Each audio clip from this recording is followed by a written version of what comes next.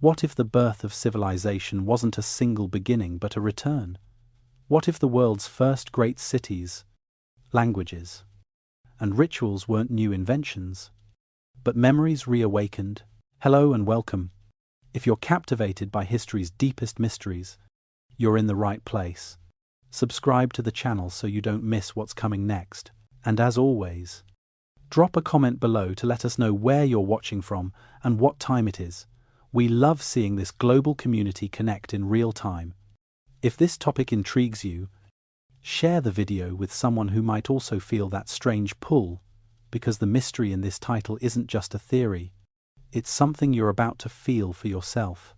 There is a moment on the timeline of human history that behaves more like a rupture than a rise, a moment when humanity appears to have stepped through a veil from scattered tribal life and small village settlements into cities, temples, writing, mathematics, and mythologies, as if by some mysterious acceleration. 6,000 years ago, in a narrow band of centuries, something changed. Across vast landscapes that had been occupied by pastoralists and simple farmers, we suddenly find the emergence of vast urban centers, complex symbolic systems, astronomical awareness, and centralized governance. It is not the appearance of beginnings, it is the appearance of completion, and that is what confounds both archaeologists and historians alike. In southern Mesopotamia, the great city of Uruk rose with stunning abruptness. Long before modern cities shaped skylines, Uruk was a marvel of administration, architecture, and abstraction. It had sectors devoted to bureaucracy, to commerce, to religion, and to statecraft. It had standardized measurements and a writing system already refined enough to handle trade, taxes, and ritual observances. And perhaps most shockingly, its earliest layers show no sign of gradual experimentation. The cuneiform tablets found at the bottom of its archives are not crude scribbles or symbolic doodles, they are structured, categorized, and clearly part of a system already well understood by its scribes. How does a script emerge already mature? Where are the clumsy first drafts? The years of trial and error that invention usually demands? The Nile Valley offers a parallel phenomenon. For thousands of years, small Neolithic communities lived along the fertile floodplains, planting grain, making pottery, and burying their dead in shallow graves. But then, in what feels like a breath on the scale of history, those quiet communities gave way to mastabas, to hieroglyphs, to divine kingship and funerary practices so elaborate they required not just labor, but cosmology. The first dynastic kings of Egypt did not emerge as hesitant leaders. They arrived wrapped in sacred iconography, mythic association, and established rituals that implied a past no one can fully find. As in Mesopotamia, the signs of statehood appear fully formed. The symbolism is precise, the stonework is exact, and the worldview it expresses feels inherited rather than constructed. Further east, the same pattern echoes in the Indus Valley. Harappa and Mohenjo-Daro emerge not as the end of a long climb, but as a clean start. Their brickwork follows a mathematical ratio across hundreds of kilometers. Their sewage and drainage systems are so sophisticated that modern urban planners have expressed admiration. Their symbolic language, still undeciphered, already shows rules of placement and repetition, indications of a structural system. There are no half-formed attempts in the layers beneath these cities. There is no scribbled alphabet, no clunky prototypes. The signs arrive, arranged and repeated, then vanish again before ever producing a Rosetta Stone. Mainstream explanations focus on demographic and environmental change. As populations grew and rivers stabilized their cycles, these fertile lands became magnets for trade, agriculture, and cooperation. Under pressure, humans adapt. Social stratification followed. Religious order was codified, and symbols arose to help organize complexity. But even within that logical frame, something feels missing. The expected staircase of complexity villages to towns, Towns to cities is absent. Instead, we get a wall. A sudden vertical leap where we should find a slow slope. This is not a minor anomaly. It repeats in region after region. It repeats in different materials, with different languages, and in cultures that had no known contact with each other. Egypt and Mesopotamia show similar developments in writing around the same time. The Indus script appears just as the Nile's early pyramids take form. And on the other side of the world, early American societies begin to mark Venus's path in ways that suggest a memory of the sky rather than a first glance at it. The convergence is uncanny, not because of exact duplication, but because of parallel maturation. If each of these regions had developed independently, we would expect diversity in their earliest forms. Different rituals, different logics, different conceptual scaffolds. Instead, we find strange symmetry, temples aligned to stars, systems of accounting built around standardized weights and numbers, myths that speak of earlier ages, of floods, of reordering the world. Why does every civilization begin by remembering something else? Why does no one write, "This is the first"? Why instead do they write, "This was given, this was restored, this returns"? One possibility is that the tools of civilization, the city grid, the script, the calendar, the temple did not originate in these places, but were inherited, not through a global empire, but through fragments passed hand to hand, story to story, across generations that lived on the margins of what came before. When people moved, whether due to drought, flood, or war, they carried more than pots and tools. They carried memory, and memory, when preserved through ritual, through song, through alignment to the stars, survives long after its original context fades. But memory degrades. What begins as a technique can become a symbol. What starts as astronomy may become myth. The ritual that once encoded agricultural precision may survive only as a festival. And yet, when the world stabilizes, when people gather again in sufficient number, the old fragments can be pieced back together. Not perfectly, but enough. Enough to build a ziggurat. Enough to write a list of kings. Enough to measure the stars and mark the turning of the year. Enough to make it seem like civilization began all at once. This idea does not require aliens or Atlantis. It requires only a recognition that human knowledge is fragile and persistent, that civilizations rise not always from invention, but sometimes from recollection, that a society may awaken, not to discover, but to remember. And if the first cities appear to do too much too soon, perhaps it is because they were not beginning at all. Perhaps they were picking up a thread their ancestors had once dropped. When archaeologists envision the rise of civilization, they often imagine a staircase, each step a stage of progress. At the bottom, you find scattered settlements, then come larger villages, towns with specialized crafts, rudimentary temples, trial administrative structures, and eventually, the complex cities of the ancient world. This mental model comforts us because it feels logical, sequential, and evolutionary. But when we excavate the past, the staircase begins to crumble. Instead of measured steps, we often find a cliff, a sudden vertical face where no intermediate forms exist. This contradiction between expectation and evidence is one of the most profound puzzles in the study of ancient history. Nowhere is this more clearly seen than in the region of southern Mesopotamia. Before the rise of Uruk, the land was dotted with small farming villages, functional, peaceful, and consistent with Neolithic simplicity. These communities produced pottery, raised livestock, and honored local deities through modest ritual spaces. But none of these settlements show a progression toward what would become the world's first true city. The leap to Uruk is not incremental, it is absolute. The city emerges with monumental architecture, administrative districts, warehouses, uniform brickwork, elaborate art, and an already mature writing system. The entire machinery of civilization appears assembled not like a prototype, but like a final draft. The situation is no less perplexing in the Nile Valley. The pre-dynastic sites show little preparation for the sudden unification of Upper and Lower Egypt under a divine kingship. There are no large experimental temples, no sprawling priestly estates in the archaeological layers preceding the First Dynasty. Yet as soon as Egypt's dynastic history begins, we find complex tombs, ceremonial centers, a standardized artistic canon, and a state ideology rooted in cosmic principles.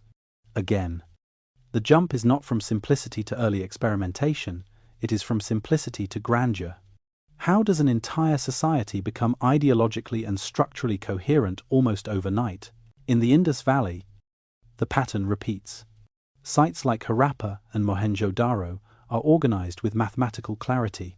Their street grids, public baths, and sewage systems suggest civic planning on a scale that requires both knowledge and coordination. The bricks used across the region follow a precise size ratio.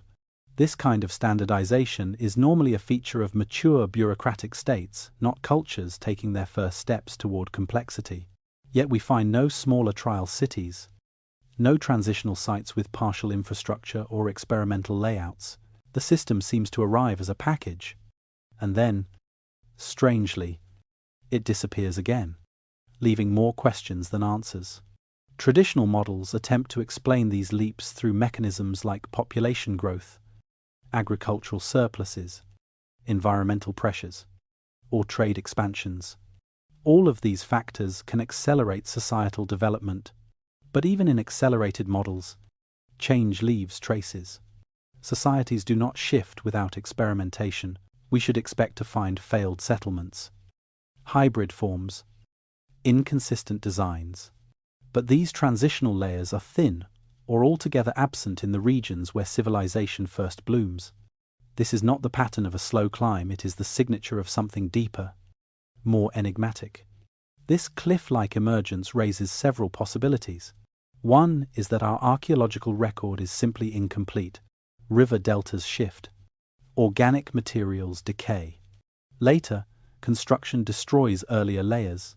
Entire cities may lie buried beneath newer ones or submerged under coastal waters. Time is a ruthless editor, and the ancient world is filled with pages we may never recover. This explanation is reasonable but insufficient, because the same anomaly appears not in one place, but in many. It is repeated across continents, climates, and cultures that, as far as we know, had no contact. That repetition suggests something more fundamental. Another possibility is that earlier cultures did develop complexity, but in forms that left few physical traces. If early social organization was expressed through ritual, oral tradition, or temporary architecture, then its footprints would be faint. But even in these cases, we would expect symbolic debris figurines, altars, variations in burial practices, or uneven distributions of wealth that suggest hierarchy. Yet in many sites, these indicators are missing. The settlements are flat, egalitarian, and homogeneous until they are not. Then the leap happens, and everything changes. Perhaps the most radical idea is that these civilizations did not start from scratch. Instead, they inherited conceptual frameworks from an earlier symbolic world, not necessarily a lost civilization in the cinematic sense, but a network of ideas, myths, and knowledge that survived through migration, memory, and ritual. When environmental stability returned, these fragments found each other again, recombining into functional systems. In this view, the cliff is not the start of the story. It is the moment of reassembly, the moment when scattered memories become material. This also explains why so many of the earliest myths, texts, and rituals speak of restoration rather than innovation. The Sumerians wrote of kingship descending from the heavens after the flood. The Egyptians spoke of the first time, a golden age that they sought to imitate, not surpass. These are not the voices of inventors, they are the voices of restorers. Their monuments point backward. Their rituals invoke remembrance. Their temples are built not as novelties, but as echoes of a cosmic order already known. It also adds meaning to the silence found beneath early civilizations. Silence is not absence, it is compression. Like geological strata folded under pressure, the early civilizations may carry within them older forms of knowledge, refracted through new material realities. The cliff we encounter in the archaeological record may be a product of forgetting followed by reconstruction. And in that sense, the cliff is not the failure of archaeology. It is a clue to a deeper truth. As we descend further into this mystery, the problem becomes more than a question of architecture or writing. It becomes a question of human memory. What survives? What vanishes? And what reappears wearing a different face? The staircase may still exist, but it does not lie in the soil. It lies in the stories, the rituals, and the instincts that civilizations inherited from worlds whose names we have lost.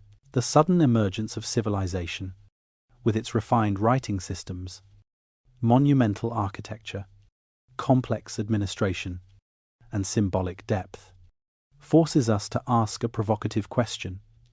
What if the first civilizations did not create everything they possessed? What if they inherited structures of thought, fragments of knowledge, and symbolic systems that had survived long after their original contexts were lost? This would change our understanding of what it means to be a first civilization.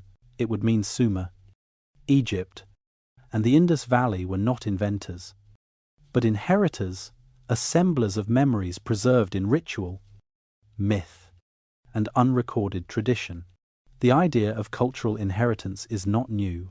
Anthropologists have long recognized that oral societies preserve information across centuries without the need for written records. Songs, dances, symbols, and ceremonies can encode knowledge about seasons, cycles, cosmology, and social order. In pre-literate cultures today, ritual specialists carry detailed information about plants, animal migrations, stars, and landscapes, knowledge preserved through oral tradition and passed through memory. In such systems, forgetting is more dangerous than illiteracy, and in the ancient world, where writing had not yet taken form, memory itself was the library. This raises an important possibility that the seeds of civilization were carried not in cities, but in people, that groups displaced by climate, conflict, or famine brought with them fragments of knowledge once part of a larger whole. These fragments could survive for generations as symbols, stories, or habits, rituals whose meanings faded but whose forms endured. When environmental and social stability returned, these fragments could be recombined. Like pieces of a shattered mosaic, they could form a pattern again, not the original one, but one close enough to inspire order, architecture, and the appearance of a fully formed civilization. Consider the earliest writing systems. In Mesopotamia, the first cuneiform tablets show accounting systems with standardized categories. They distinguish between types of grain, animals, labor, and even celestial observations. There is structure, hierarchy, and symbolism without signs of evolution from a simpler system. Likewise, in Egypt, hieroglyphs appear with phonetic and semantic components already integrated. These are not symbolic doodles evolving into script, they are complete systems.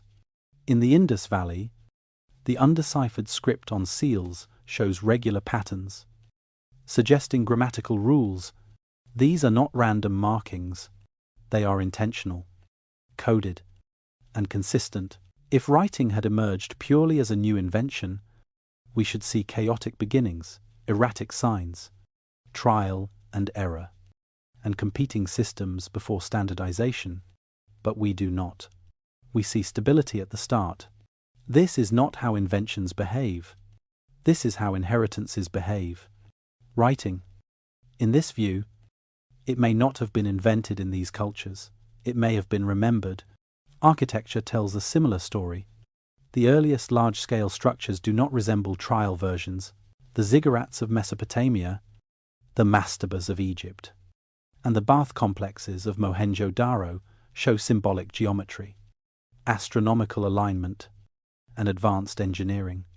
Even their layouts suggest purpose beyond utility. They encode worldviews, cosmologies, and cycles of ritual. Their proportions reflect mathematical understanding. Their alignments reflect a relationship with the sky. And yet, no simpler precedents exist. No earlier trial monuments. No gradual evolution of design. They arrive like memories carved into stone. Even myth points in this direction. The Sumerians describe kingship as a divine inheritance restored after the flood. The Egyptians refer to a time when the gods walked the earth, a blueprint age that civilization must imitate. These myths are not concerned with explaining progress. They are concerned with re-establishing order after a break. The break is always there, a flood, a fall, a forgetting.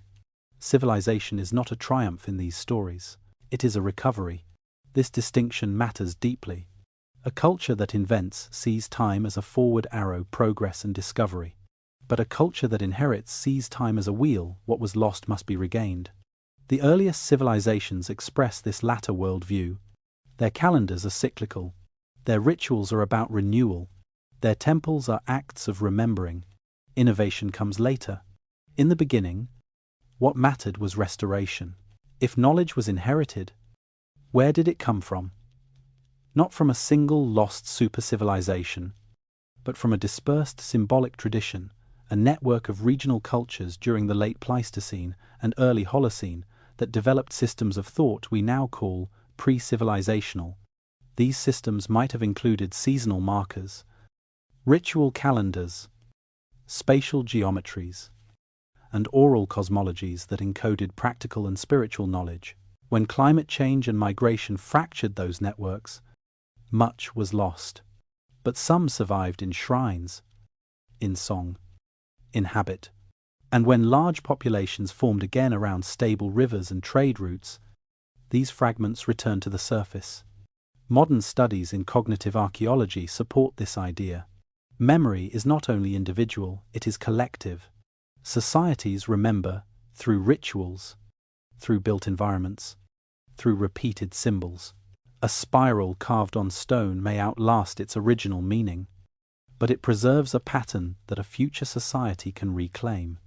When people build a line to stars or repeat a symbolic ratio, they may be copying something whose significance has changed, but whose structure still holds meaning. This is how memory behaves after a rupture. There is also the strange consistency of early civilizations. Why do Egypt, Sumer, and the Indus all show precision in planning, measurement, and celestial observation at the beginning? Why do their earliest myths speak of an age before theirs? Why do their oldest rituals point to restoration, not creation? Because they are not starting a story, they are trying to resume one. If we take this idea seriously, the first civilizations were not merely builders of cities, they were recollectors of meaning.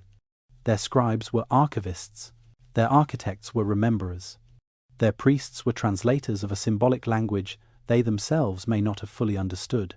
What looks like invention may be a recovery that followed centuries of silence. What looks like a beginning may be the first stable reflection of a world already known but nearly lost, long before the great civilizations of Sumer, Egypt, and the Indus Valley carved their stories into stone and clay. There existed cultures whose voices were quieter, but no less significant. These were the societies that came before those that left no empires, no palaces, no written chronicles, yet radiated complexity in ways that still resist full explanation. Their silence is not emptiness. It is the kind of silence that hums with symbolic meaning, carried not through monuments of dominance, but through fragments of ritual, myth, and artistic depth. They speak in figurines, in motifs, in the alignment of dwellings and the arrangement of bones. And when we listen closely, we begin to hear not the whispers of primitive peoples, but the echoes of something profoundly sophisticated, something that may have seeded the civilizations that followed. One of the most enigmatic of these silent cultures is Çatalhöyük, a Neolithic settlement in central Anatolia dating back more than 9,000 years. At first glance, it appears deceptively simple, a cluster of mud brick homes tightly packed together with no streets or centralized authority. But within those homes lie murals of leopards, vultures, abstract geometric patterns, and ritual scenes involving human figures. Burials were placed beneath sleeping platforms, and certain homes seem to have served ceremonial roles. This was not a city in any conventional sense. It had no kings, no temples, no armies. Yet the symbolic richness of its interior spaces suggests a worldview steeped in myth and memory. It is as if the people of Çatalhöyük carried a sacred logic, one that did not require monumental architecture to express. South of Mesopotamia, the Ubaid culture offers another glimpse into a world of quiet continuity, emerging around 500 BCE. The Ubaid people did not build ziggurats or inscribe texts. Their settlements were modest, and their tools utilitarian. Yet their pottery shows remarkable consistency over vast distances, and their figurines, often depicting elongated, lizard-like humanoid forms, have no clear successors in later Mesopotamian symbolism. These figurines appear again and again, suggesting a ritual or mythological system now lost. Ubaid architecture, though simple, laid out patterns that would later be echoed in the temple complexes of Sumer. It is as if they were the bridge, the carriers of forms whose meaning would only re-emerge centuries later in different clothing. In the Indus region, the site of Mehrgarh predates the great cities of the valley by thousands of years. Here, we find evidence of early dentistry, complex beadwork, and advanced ceramic traditions. Beads made from tiny stones, drilled with astonishing precision, appear centuries before any known tools capable of such finesse. There is no slow build-up of technique, just sudden mastery, then disappearance. When similar beads reappear in Harappa and Mohenjo-Daro, they do so without visible connection. This suggests not a continuous evolution, but the reawakening of a lost craft memory. Who were the bead makers of Mehrgarh? What stories did they tell? What rituals required such delicate ornamentation? To the northwest, in southeastern Europe, the Vinča culture flourished between 500 and 500 BCE. Unlike their neighbors, the Vinča left behind thousands of artifacts inscribed with symbols that appear neither decorative nor random. These marks repeat across wide areas and across time, forming clusters that some scholars believe may represent a proto-writing system. While mainstream archaeology remains cautious, the patterns are hard to ignore. They suggest an intent to communicate, to structure meaning, perhaps even to record. If the Vinča script is indeed a precursor to writing, then it pushes the origin of symbolic notation far earlier than previously believed. And yet, the symbols vanish. They are not inherited by the Greeks, nor absorbed by Mesopotamia. They disappear, leaving behind a mute trail of possible knowledge. Across the globe in Neolithic China, the site of Jiahu presents its own mystery. Here, tortoise shells bear carved signs that some believe may anticipate the oracle bone script of the Shang dynasty. These shells date to nearly 7,000 years ago. If the signs were purely decorative, their consistent placement and repeated forms would be unusual. If they carried meaning, they did so in ways no longer accessible to us. Like the Vinča symbols, they may represent a mnemonic tradition, one that encoded knowledge through pattern and repetition rather than grammar and syntax. These are not yet written languages, but they are more than art. They are fragments of minds trying to hold on to something that words had not yet learned to carry. All these cultures, Çatalhöyük, Ubaid, Mehrgarh, Vinča, Jiahu, share a haunting similarity. They appear, burn brightly in symbolic or technological sophistication, then fade without transforming into empires. They do not leave behind kings, armies, or codified laws. Instead, they leave behind echoes, rituals, motifs, methods. They are not incomplete civilizations. They are complete symbolic worlds that did not pursue the path of urban statehood, or perhaps they did, and were interrupted. Drought, migration, disease, or internal collapse could have scattered their people and traditions. What survives is what could be carried: stories, rhythms, alignments, and instincts. When the great river civilizations emerge, they do so bearing traces of these silent predecessors. The layout of early temples, the patterns in pottery, the placement of symbolic motifs all carry DNA from older worlds. These fragments do not prove direct descent, but they do suggest a field of shared memory, a symbolic vocabulary passed across time through unknown intermediaries. The silence of these cultures is not absence, it is the breath before the song. And perhaps that silence speaks more powerfully than ruins or texts ever could, because it reminds us that civilization is not born in a moment. It is born in layers, in echoes, in rituals repeated by people who do not always know why. It is born in memories passed through generations, not as data, but as form preserved in shape, in symbol, in the way a dwelling faces the sun. These are the fragments the great civilizations would later find, and in them they would recognize something older than themselves. Among the earliest civilizations to speak clearly, not in fragments or symbols, but in recorded words, were the Sumerians. Their language, etched into clay tablets over 5,000 years ago, opens a door into a world that seems both ancient and oddly reflective. These were not the words of a people just awakening to civilization, they were the words of a people already remembering. The Sumerians did not claim to have invented kingship, law, astronomy, or ritual. Instead, they wrote of inheritance, restoration, and return. Their myths, calendars, and even administrative lists were infused with the sense that they were not the beginning of history, but its revival. One of the most enigmatic texts from Sumer is the Sumerian king list. At first glance, it reads like a record of dynasties, rulers, cities, years of reign. But then something shifts. The early entries describe kings who ruled for thousands of years, whose reigns occurred before the flood. And after this cataclysm, the list calmly resumes. Kingship was lowered from heaven again. To modern scholars, the pre-flood section is dismissed as myth, while the post-flood rulers are treated as historical. But the transition is seamless. There is no change in tone, no acknowledgement that the flood separates fiction from fact. To the Sumerians, it was all part of the same narrative. This blending of myth and memory suggests that the Sumerians were not inventing a past, they were preserving one. Their scribes copied earlier texts.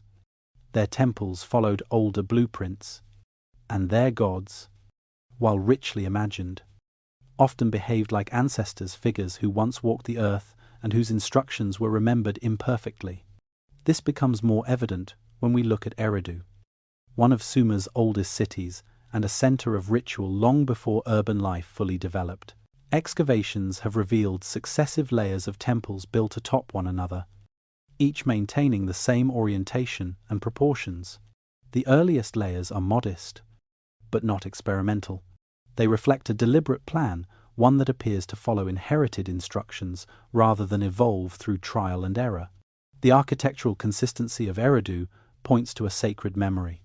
Every reconstruction respected the invisible logic of the original. This is not how humans behave when experimenting. It is how they behave when obeying tradition.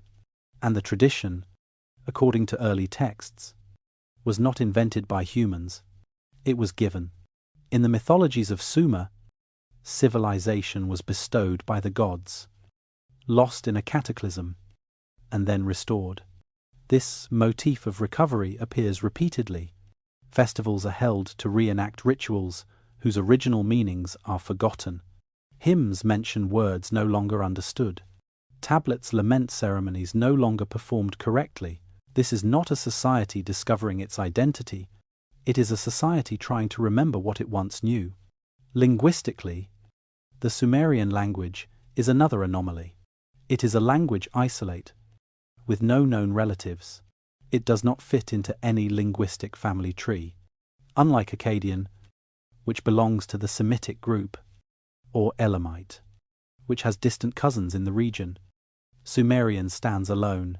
This has led some linguists to propose that it descends from a population whose relatives have vanished entirely, either through assimilation, migration, or extinction. A language isolate implies more than isolation, it implies severance. The Sumerians may have preserved a tongue from a world that had already faded, and when they began writing, they did so with a language that felt already ancient, already complete. Even their scientific knowledge shows this pattern. The earliest astronomical tablets contain observations and cycles that suggest generations of stargazing, the path of Venus, the solstices, lunar months. These are not the discoveries of beginners. They are the records of a tradition, and yet the writing used to record them appears suddenly. With little to no precedent, this discrepancy forces us to ask, was the writing new, or was it only the method of preservation that was new? Oral cultures can carry astronomical and agricultural knowledge with high fidelity, especially when embedded in ritual. The stars, like the seasons, return predictably, and stories tied to those returns can anchor memory across centuries. In this view, cuneiform is not an invention, it is a rescue, a way to preserve a body of knowledge that was slipping away, eroded by migration, climate, and generational forgetting. And the Sumerians knew this. They wrote of an earlier age not with fantasy, but with grief.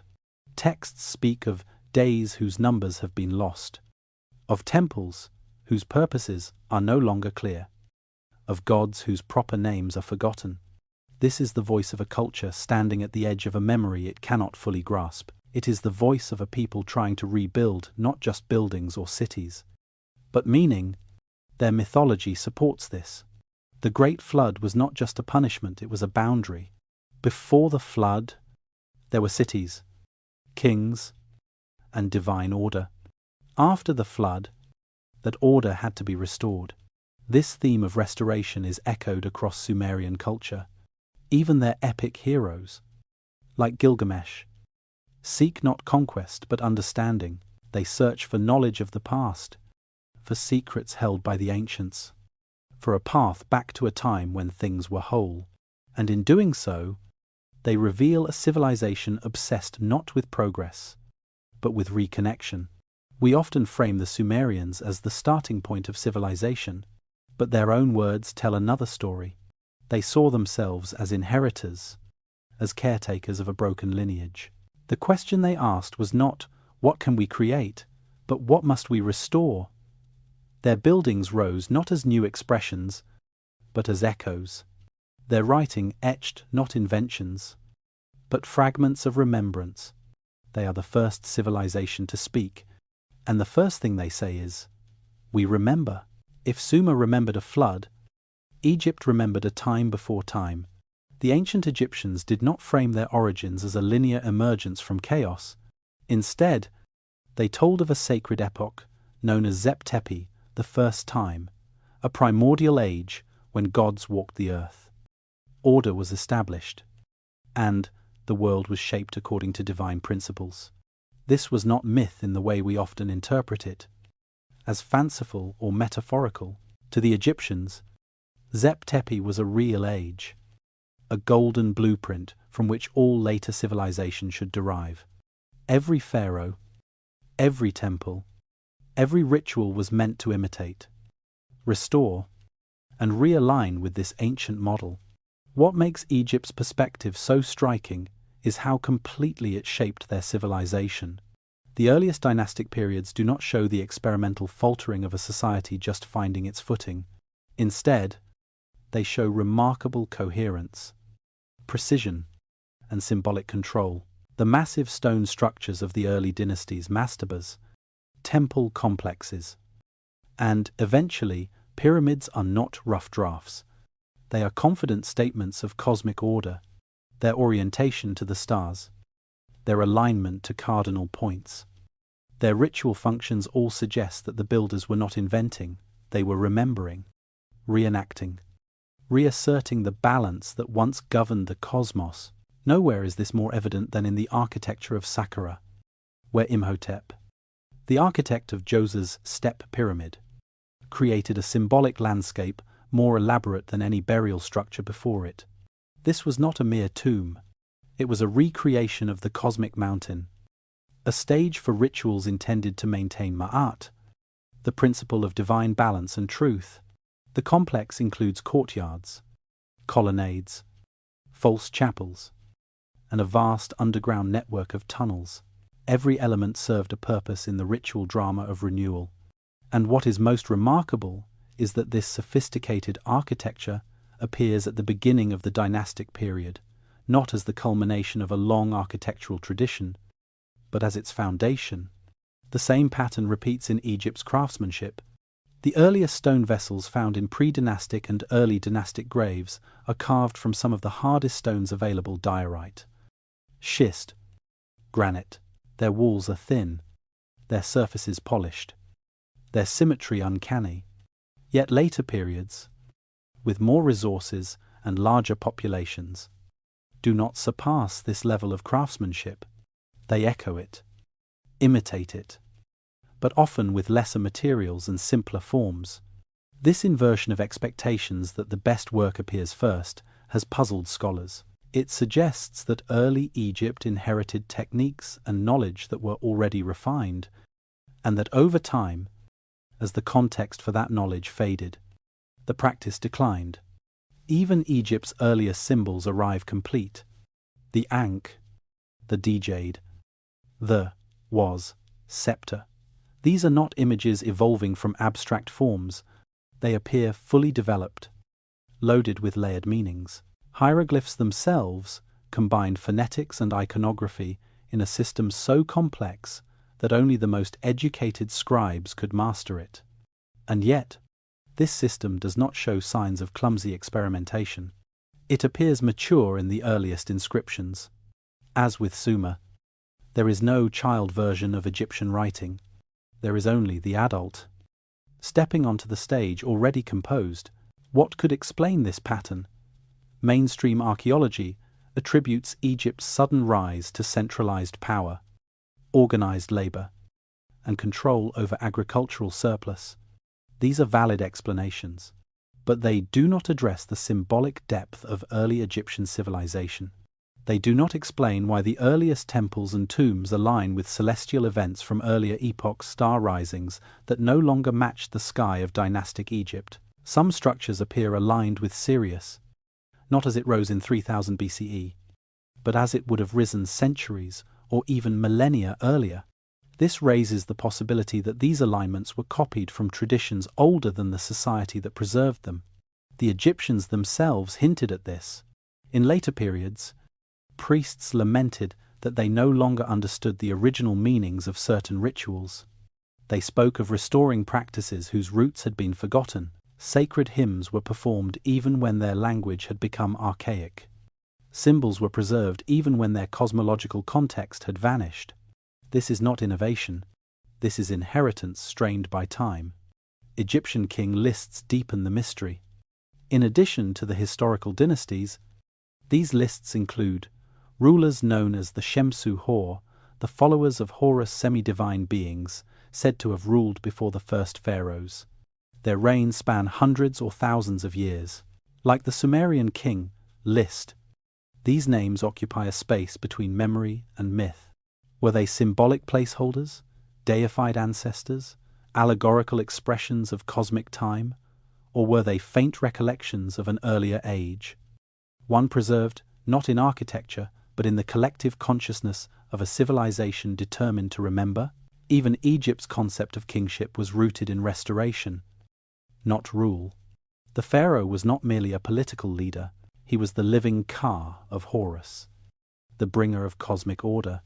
His duty was not to innovate, but to re-establish the balance lost since the end of Zep Tepi.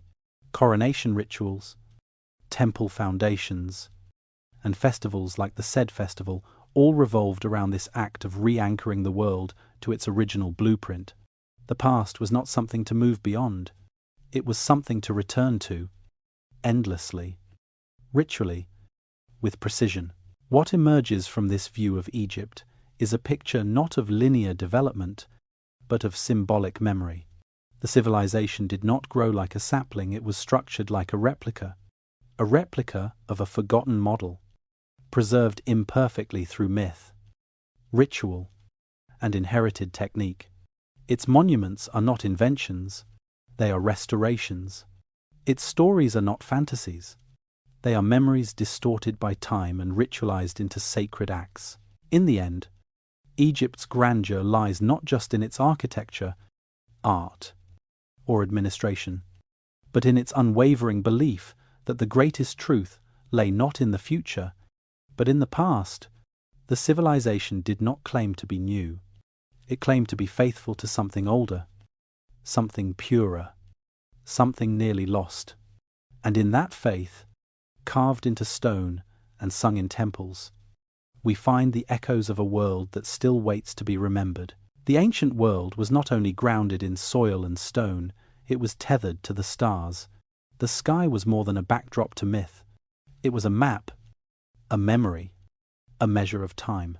The earlier civilizations, Sumer, Egypt, the Indus Valley, each built their monuments with attention to the heavens. Temples faced solstices. Pyramids mirrored constellations. Calendars followed the rhythm of the sun, moon, and stars. But a closer examination reveals something stranger. Many of these alignments do not match the sky as it appeared in the time they were built. Instead, they match the sky of a much older era, as if they were copying blueprints from a night that no longer existed. This phenomenon finds its most famous expression in Egypt. The Great Pyramid of Giza, for instance, is aligned with extraordinary precision to true north, an achievement requiring astronomical knowledge of the Earth's axial tilt and precession. The shafts within the pyramid point not only towards circumpolar stars, but also to stars like Orion's belt and Sirius stars central to Egyptian mythology. Yet the alignment is not perfect for the era in which the pyramid was constructed. In fact, some researchers argue that the best fit for the Orion alignment occurs not in 2500 BCE, but around 500 BCE. Mainstream scholars contest this, attributing the mismatch to symbolic orientation rather than astronomical precision. But the pattern repeats elsewhere, suggesting that Egypt may have preserved knowledge of a much older sky. Precession, the slow wobble of the Earth's axis over a 26,000-year cycle, causes the positions of stars to shift gradually. This means that the rising point of a star on the horizon changes over millennia.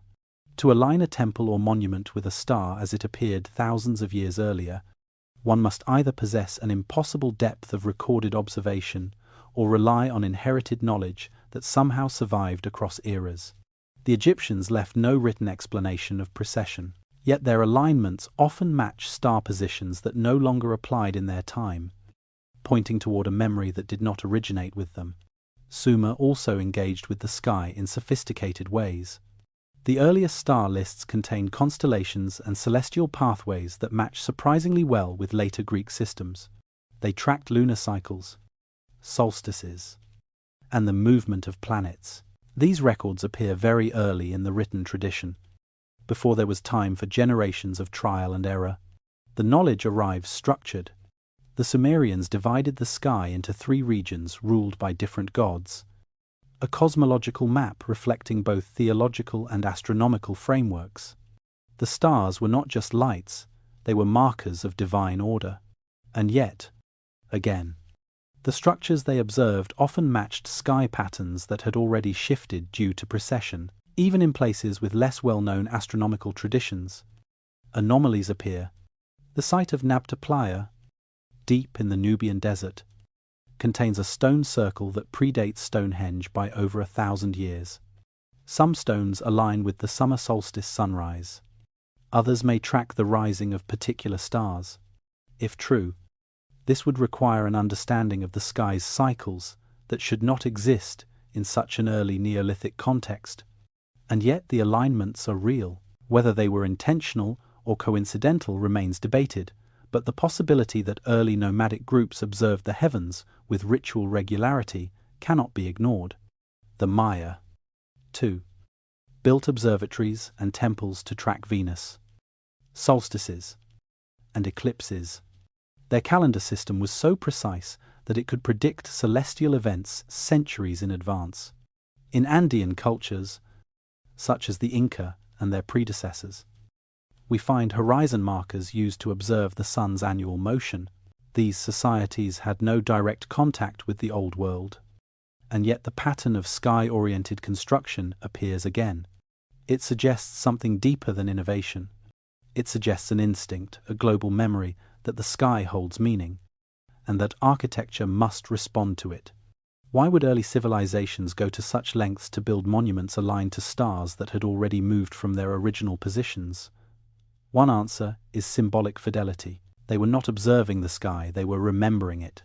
If a culture inherits an architectural tradition from ancestors who aligned their monuments to specific celestial events, they may continue those alignments long after the events no longer match the visible sky. The orientation becomes sacred, not because it is observationally useful, but because it preserves a connection to the first time, the golden age remembered in myth. Another possibility is that knowledge of the sky's changes was passed orally or ritually. Though there is no written proof that ancient people understood precession, the consistent mismatches between star alignments and construction dates imply that someone, at some point, noticed the slow drift.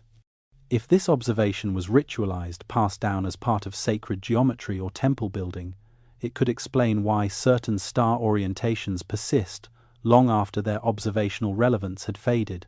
This is especially plausible in cultures like Egypt, where tradition often outweighed innovation, and the goal was to maintain cosmic balance, not to adapt to new astronomical realities. Further support comes from myth.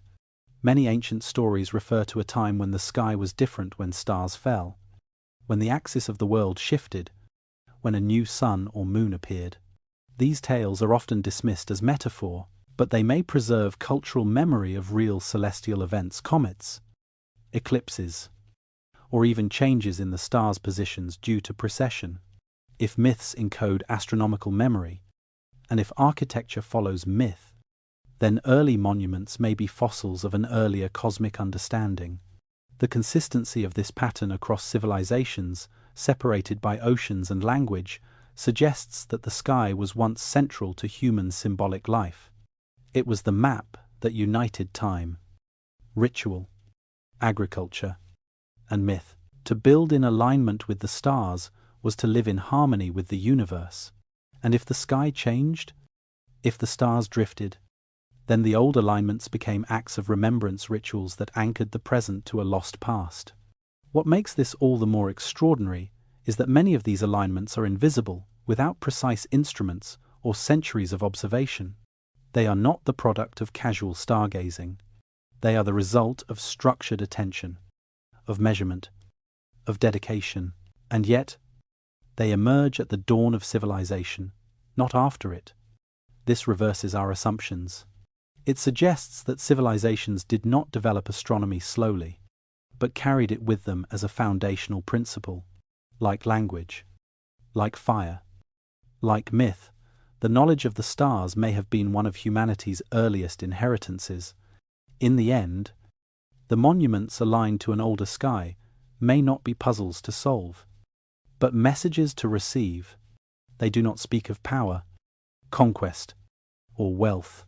They speak of time, memory, and the enduring human desire to remember where we came from, not just on Earth, but in the stars. Writing, one of the most transformative technologies in human history, should appear in the archaeological record like a baby learning to walk clumsy. Experimental, uncoordinated.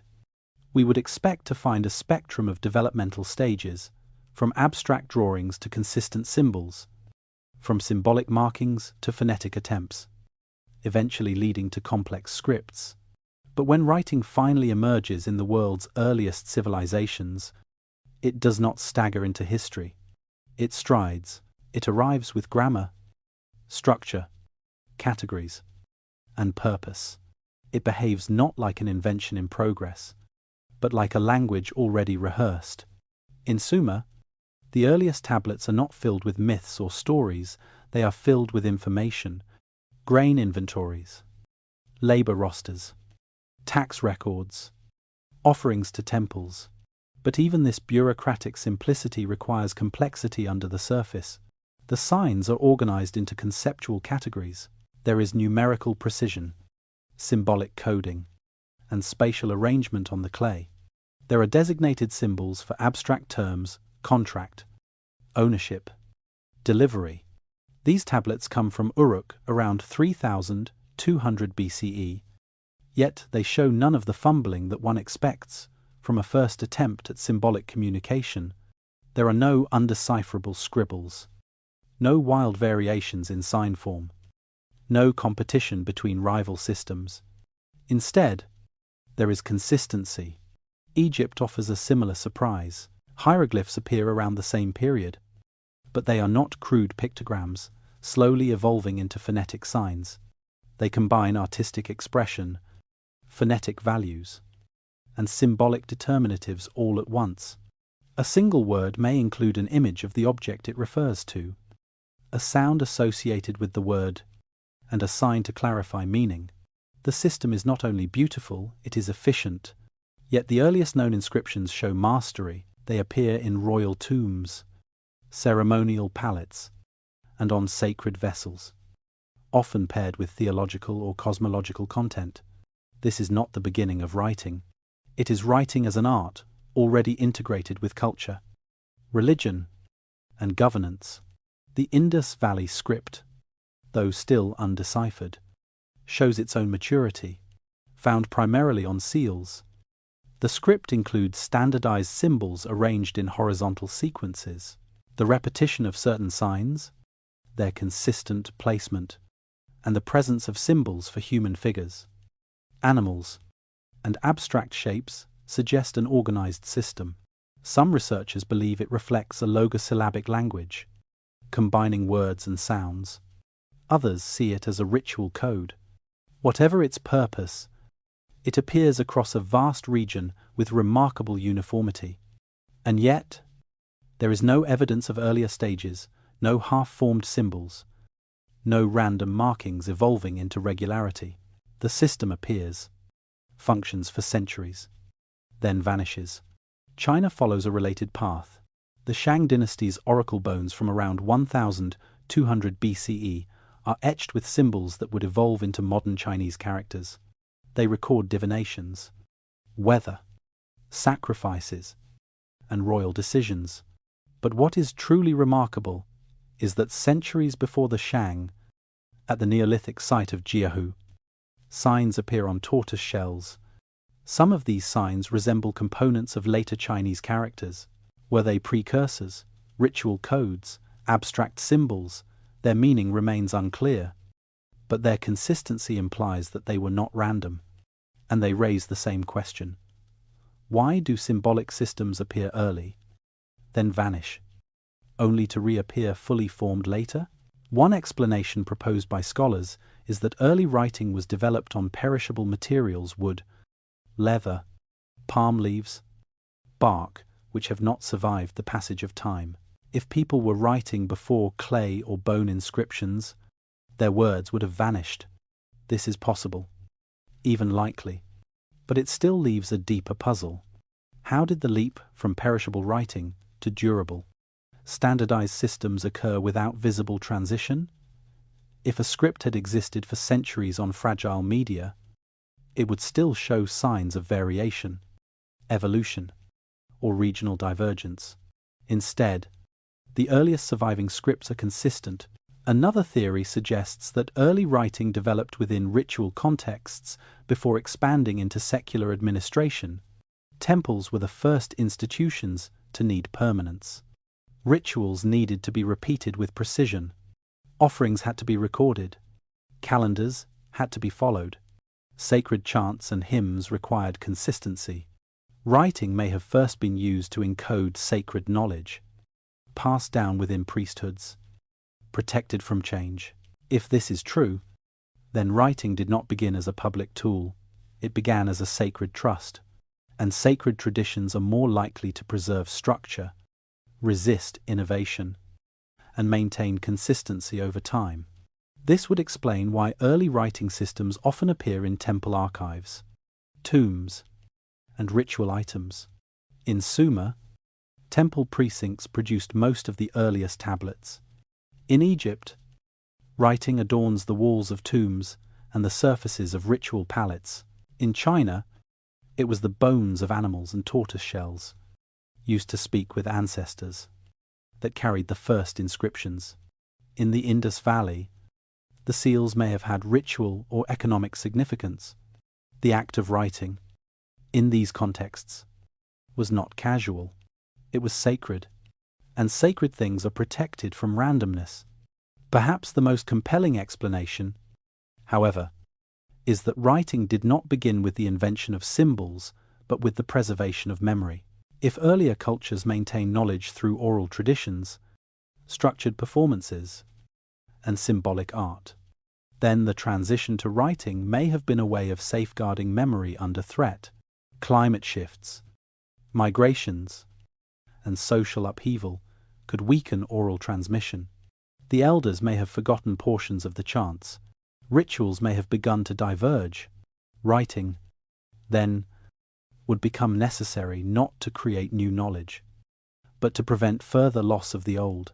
In this sense, early writing systems are not inventions. They are emergency responses. They do not arise from curiosity, they arise from urgency. They are the act of catching memory before it vanishes. And this urgency may explain why the first written records are not myths or stories, but lists, inventories, and laws. These were the skeleton of civilization, the parts most easily forgotten, most critical to remember. Once this foundation was secured, the higher forms myth, poetry, theology could follow. What is most striking is that these systems arose almost simultaneously across separate regions. Within a few centuries, Sumerian cuneiform, Egyptian hieroglyphs, and the Indus script all appear. Later, Chinese oracle bone writing and Mesoamerican scripts would follow their own paths. But the synchronicity of the first wave suggests a shared threshold, a point in human history when memory needed externalization. A point when the complexity of society, the fragility of oral knowledge, and the trauma of forgetting converged. Writing, then, is not just a tool, it is a mirror of human vulnerability. It reflects the moment when memory could no longer rely on voice alone, and the fact that it appears mature from the beginning is not a mystery. It is a testament to the long path that memory walked before it found a surface on which to rest. There is a silence in the archaeological record that is not made of missing ruins or eroded monuments. It is the silence of forgetting. Unlike destruction by war or fire, forgetting leaves no scar. It removes knowledge not through violence, but through absence. And when we examine the deep past, we find signs not just of civilizations rising, but of memories fading. For every structure built, 100 thoughts were lost. For every myth recorded, countless others vanished. The early history of humanity is not only the story of what was remembered, it is also the story of what could no longer be carried. Memory is not just personal, it is cultural. Societies, like individuals, build scaffolds to preserve knowledge. Rituals, songs, symbols, ceremonies. These scaffolds hold ideas that cannot be easily explained or directly taught. They must be performed, repeated, lived. When stable, they are durable, but when disrupted by famine, migration, environmental collapse, or social fragmentation, they weaken quickly. One broken link, a priest dying before passing on a chant, A storyteller perishing before telling the next generation can cause entire systems of thought to unravel. Once lost, these memories leave little trace. Between 12,000 and 8,000 years ago, the world experienced dramatic environmental changes. Glaciers melted, sea levels rose, shorelines vanished, fertile lands turned to desert, forests became grassland, rivers shifted course. These events did not simply alter landscapes, they disrupted the human cognitive landscape. Groups that had once lived in symbolic networks synchronized by seasonal rituals, by common mythologies, by ancestral memory were scattered. Some traditions survived, others collapsed, and with them, entire symbolic worlds disappeared. This period of instability produced what we might call cognitive bottlenecks. Just as population bottlenecks reduce genetic diversity, cognitive bottlenecks reduce cultural continuity. Knowledge becomes fragmented, skills vanish, rituals become hollow forms, performed without understanding. A culture might remember that a temple must face east, but forget why. It might preserve a chant but lose its original context. And so, when memory returns, it does not return whole. It returns in pieces, needing to be reassembled. We see signs of this fragmentation in archaeology. At Çatalhöyük, symbolic murals cover domestic walls. Yet later Neolithic settlements show simpler decorations. In the Levant, elaborate burial practices with plastered skulls vanish abruptly. In China, advanced pottery techniques from early cultures are followed by less refined styles. In South Asia, complex beadmaking appears early, then disappears for centuries. This is not the pattern of gradual invention, it is the pattern of forgetting and reawakening. This explains why early civilizations often show a strange duality. Their infrastructure is advanced, their symbols are coherent, but their own texts speak of a time when knowledge was fuller. The Sumerians write of rituals whose meanings have faded. Egyptian priests mention ceremonies they can no longer interpret. Chinese diviners record that some ancestral names are unknown. These are not poetic devices. They are admissions. These civilizations stood not at the start of invention, but at the threshold of recovery. Language itself reveals this fracture. The Sumerian language has no known relatives. It stands alone, like an orphan whose family is missing. Some words in ancient languages seem out of place, archaic forms with no clear derivation. This is how memory behaves when it survives trauma. It preserves fragments but loses lineages.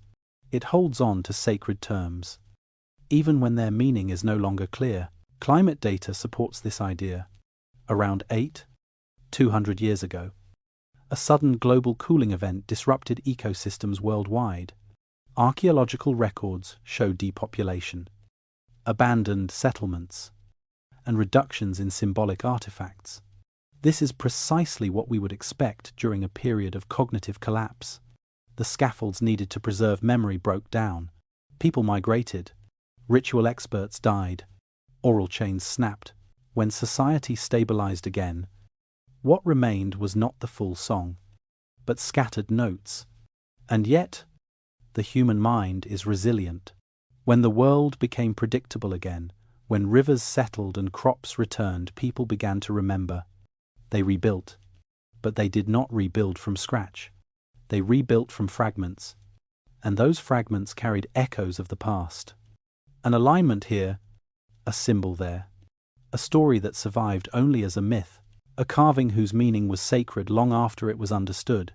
These pieces were not inventions, they were salvaged. This is why the earliest writing appears so structured, why the earliest monuments align with ancient stars. Why early civilizations speak of kings before the flood, gods from the first time, and lost golden ages. They are not fantasizing, they are remembering imperfectly, but sincerely. And when memory fails, myth steps in. Myth is memory's guardian. It preserves pattern, even when it loses fact. A flood that wiped out villages becomes a flood that ended a world. A star that no longer rises becomes a god that vanished. These transformations are not falsehoods. They are the mind's attempt to hold on. The Great Forgetting did not erase everything, but it carved deep gaps into the foundation of history. And those gaps distort our view. We look at Sumer and see a beginning, but Sumer looked at itself and saw a return. We look at Egypt and see invention, but Egypt saw restoration. We assume linear progress. They remembered circular time, what we call the dawn of civilization. They called the recollection of what had been lost. In this view, civilization is not a sudden leap forward. It is a long, slow remembering, a gathering of fragments into form, a ritual reenactment of a cosmic order once known but now only partially recalled. The temples, the texts, to the calendars. They are all attempts to anchor a drifting memory. They are the fingerprints not of creators, but of archivists. Archivists who knew they had inherited more than they understood, and so, the silence in the archaeological record is not emptiness. It is the residue of forgetting. It is the shadow of a story erased not by war, but by time. And yet, within that silence, the human spirit continues to remember not perfectly, but persistently, and sometimes, remembering is enough. Around 6,000 years ago, the Earth entered a new chapter, one that reshaped entire continents, redirected rivers, emptied lakes, and pushed human societies to their limits. This environmental transformation, known to scientists as the 5.9 kiloyear event, was not a sudden catastrophe, but a relentless drying of lands that had once been lush and fertile. The Sahara, once covered in savannas, forests, and lakes, slowly transformed into the vast desert we know today. The monsoons shifted, the rains stopped, grasslands withered into dust. And with this change came one of the greatest human migrations in prehistory, a compression of populations into the narrow bands of land where water still flowed. This drying did not just affect North Africa, it stretched across the Middle East, the Arabian Peninsula, the Indus region, and parts of Central Asia, where once scattered communities had flourished in open landscapes. People now crowded around the major rivers, the Nile, the Tigris and Euphrates, the Indus. These regions, always important, became essential. They were the last reliable arteries of life, and in the narrow ecological corridors left behind, civilization did not simply emerge, it condensed, crystallized, and transformed. Mainstream historians often link the emergence of the world's first great civilizations to the presence of rivers. Water allowed for agriculture. Agriculture led to surplus. Surplus led to hierarchy. And hierarchy led to statehood. This explanation, though valid, overlooks the pressure involved. People did not settle these floodplains out of convenience, they were driven to them. As rainless decades unfolded, as lakes dried and pastoral lands failed, people brought with them more than livestock and grain. They carried cultural fragments, mythic memories, symbolic patterns, and ritual traditions. The convergence of these elements in river valleys created not just new settlements but entirely new worlds. In the Nile Valley, groups from the west, south, and east merged. Rock art in the once green Sahara depicts boats, animals, and figures that later reappear in Egyptian iconography. Cattle cults may have migrated from regions that are now barren dunes, embedding their rituals in the sacred symbolism of Egyptian kingship. The earliest pharaohs, far from being isolated figures, may have embodied a synthesis of ancestral traditions, some of them from peoples who had lost their lands and their histories to sand. In Mesopotamia, the marshlands of southern Iraq became a refuge. As the Arabian Peninsula dried, people moved northward, joining with existing communities to form a mosaic of languages, symbols, and economic systems. The Ubaid culture, with its distinctive pottery and figurines, was already present. But it was the influx of new groups, with their own stories and techniques, that helped accelerate the shift toward urban life. The result was Uruk, an explosion of complexity whose roots remain entangled in layers too deep to fully untangle. The Indus Valley saw similar consolidation. The once wet regions of Baluchistan and the Iranian plateau grew arid. People moved toward the Indus and its tributaries, forming settlements that would become Harappa, Mohenjo-Daro, and dozens of smaller cities. The standardization of bricks, the sophistication of urban planning, and the coherence of symbolic systems across the entire region suggest not spontaneous development, but convergence. This was not a civilization learning. It was one remembering, assembling old techniques into a new whole. What makes the 5.9 kiloyear event so significant is not only the environmental collapse it caused, but the cultural recombination it forced. People who had once lived apart now lived together. Each brought fragments, stories, alignments, rituals, crafts, measurements. When these pieces met, they did not clash, they combined, and from this combination arose systems of meaning far greater than the sum of their parts.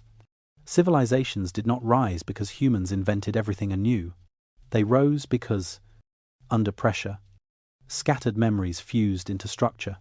This also explains why early civilizations seem so advanced at the start, why their buildings are aligned, their myths coherent, their calendars synchronized with the sky.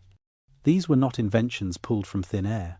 They were the distilled results of many traditions, some inherited from regions now erased. And because these traditions were not born in the river valleys but carried into them, their sudden appearance makes sense. They did not evolve there. They arrived there. We see the residue of this process in the artifacts. Egyptian symbols appear older than Egypt itself. Mesopotamian architecture echoes earlier layouts found in smaller, older sites. The Indus grid system has no obvious predecessors, but resembles patterns used in early irrigation cultures from now vanished landscapes. Even linguistic echoes suggest ancient blending. Some words in early Sumerian and Elamite show unexpected similarities, hinting at forgotten migrations and mergers. The first civilizations were not the starting points of human culture, they were its repositories. Climate, then, did not only erase, it also concentrated. It drove people to preserve what they could and discard what they could not. It filtered memory. And what passed through that filter was transformed by necessity into systems that could endure in tighter spaces, denser populations, and more fragile ecosystems. This is why the rituals became codified, the myths aligned with cosmic events, and the architecture served as calendars. The past was not forgotten, it was compressed, restructured, and made sacred. This view does not reduce the brilliance of early civilization. On the contrary, it honors it. Because it was not created in leisure, it was forged in survival. The kings, priests, builders, and scribes of ancient cities did not work from blank slates. They worked from fragments, salvaged memories shaped by winds, loss, and migration. Their achievements were not spontaneous. They were cumulative. They were mosaics built from shattered mirrors. Understanding the 5.9 kiloyear event helps us see that civilization is not always the product of stable progress. It can also be the response to deep disruption. When memory is threatened, it is not always lost. Sometimes it is reinvented, not perfectly, not completely, but faithfully enough to spark cities, languages, calendars, and temples. Civilization, in this sense, is not the triumph of innovation over chaos. It is the reassembling of meaning under pressure. Beneath the known layers of history, beneath the cities and civilizations that dominate textbooks, there exist sites that do not fit. These are the forbidden layers, archaeological discoveries that appear out of sequence. too advanced for their time, too complex for their context. They are not celebrated. They are questioned, dismissed, or quietly set aside because they do not conform to the linear model of human progress.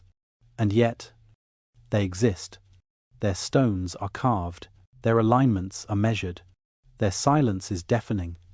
At the top of this list stands Göbekli Tepe, a site in southeastern Turkey that has reshaped our understanding of deep prehistory, dated to around 9,600 BCE.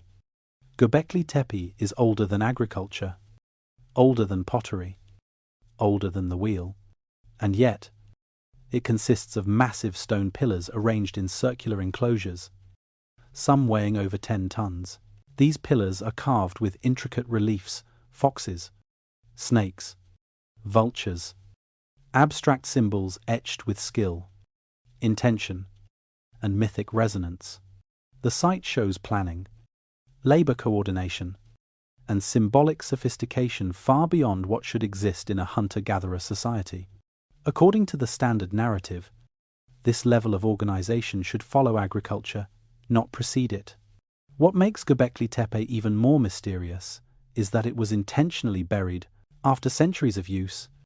Its builders covered it with tons of earth, preserving the site for millennia. Why would a society invest such effort into creating a sacred space only to bury it later? Some scholars suggest ritual closure. Others see the burial as a symbolic act, perhaps an acknowledgement of lost meaning. But what is clear is that the knowledge on display, architectural, artistic, symbolic, does not come from nowhere. It suggests continuity with something older, something even deeper. Other sites echo this pattern. In Malta, the megalithic temples of Aja, Kim, and Emenajdra date back to around 3,600 BCE. They are aligned to solstices and built with stones weighing several tons. Their interiors contain altars, niches, and carved spiral patterns that appear in other Neolithic cultures, separated by vast distances. The sophistication of the Maltese temples suggests not experimentation, but inheritance. Yet no clear precursor culture has been identified. The builders seem to appear from nowhere, leave behind masterpieces, and vanish. In Jericho, one of the oldest continuously inhabited cities on Earth, a massive stone tower dating to around 8,000 BCE rises from the early layers. This tower, over 8 meters high, includes an internal staircase, a marvel of engineering for a society assumed to be pre-urban. The surrounding structures are simple. The settlement itself is modest. Why then a monumental tower? What was its purpose? Was it defensive? Astronomical? Symbolic? No consensus exists. But its presence complicates the idea that complex architecture only follows complex society. Even in regions considered peripheral to early civilization, anomalies abound. At Nabta Playa, deep in the Nubian desert, standing stones aligned to celestial events predate the Egyptian pyramids by thousands of years. In the Andes, some of the earliest stonework massive, polygonal, earthquake-resistant, predates the Inca by centuries. In Japan, the Jomon people, hunter-gatherers with no cities, created pottery with intricate designs earlier than any other known culture. In North America, mound structures such as those at Watson Break in Louisiana appear millennia before organized state-level societies. The pattern is consistent, sophisticated symbolic expression, advanced construction, and coherent planning appear earlier than expected, often in places where they should not. These sites are not isolated mistakes in the record. They are part of a global pattern of forgotten knowledge, scattered across time and geography, whispering of a past that does not align with our current models. Mainstream archaeology often explains these anomalies as exceptions, as outliers. Perhaps early humans were simply more intelligent than we've assumed. Perhaps symbolic thinking and ritual complexity did not require agriculture after all.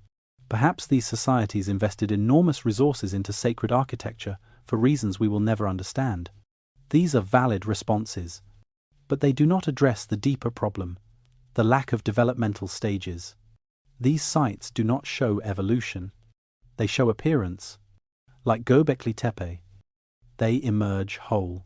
Another explanation is that these sites are the last flickers of earlier symbolic traditions, remnants of a world disrupted by climate change, war, or migration.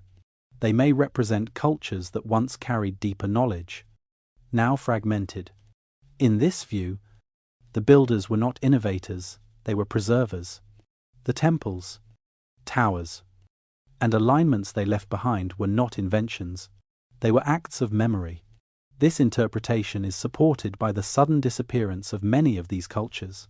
The people who built Göbekli Tepe, Malta's temples, and Jericho's tower did not build empires. They vanished or changed, leaving little behind. Their knowledge did not spread. It receded. Later cultures built less, not more. The regression suggests that what we see in the forbidden layers may be the peak of something, not its start. This reversal, earlier sophistication, followed by later simplicity, is uncomfortable. It implies that human progress is not linear. That knowledge can be lost. That memory can fail. And that what we call civilization may not be the first attempt but the most successful reassembly. Forbidden layers challenge not only our understanding of history, but our assumptions about human nature. They suggest that symbolic complexity, ritual architecture, and cosmological understanding are not luxuries of stability, but responses to disruption that early humans, far from being simple, were meaning makers, capable of organizing memory into form even under extreme conditions. They also remind us of how much we do not know. How many more sites lie buried beneath sediment, submerged under oceans, or simply unrecognized? If the builders of Göbekli Tepe could exist for millennia without leaving written records, what else could have passed through time unseen? In the end, these forbidden layers are not problems to solve. They are stories to consider. They ask us to listen not only to what history says, but to what it refuses to say.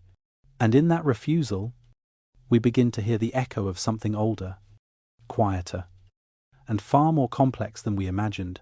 In the modern world, we are conditioned to think of technological progress as a straight line.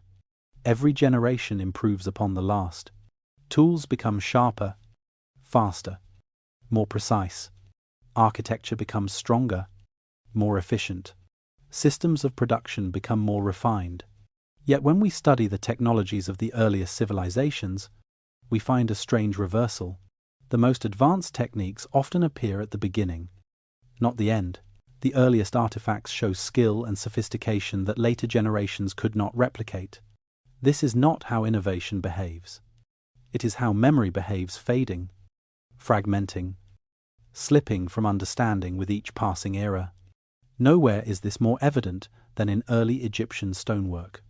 In the tombs of the earliest dynasties, we find vessels carved from materials like diorite and schist stones, so hard they cannot be worked easily with copper tools. And yet, these vessels are thin-walled, balanced, and smoothly finished. Some show concentric spiral marks, as if they were shaped using rotary tools far beyond what the archaeological record attributes to the time. Thousands of these vessels have been discovered, particularly in the tomb of Pharaoh Djoser.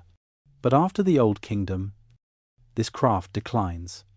Later dynasties produced beautiful art, but they did not match the same level of technical mastery.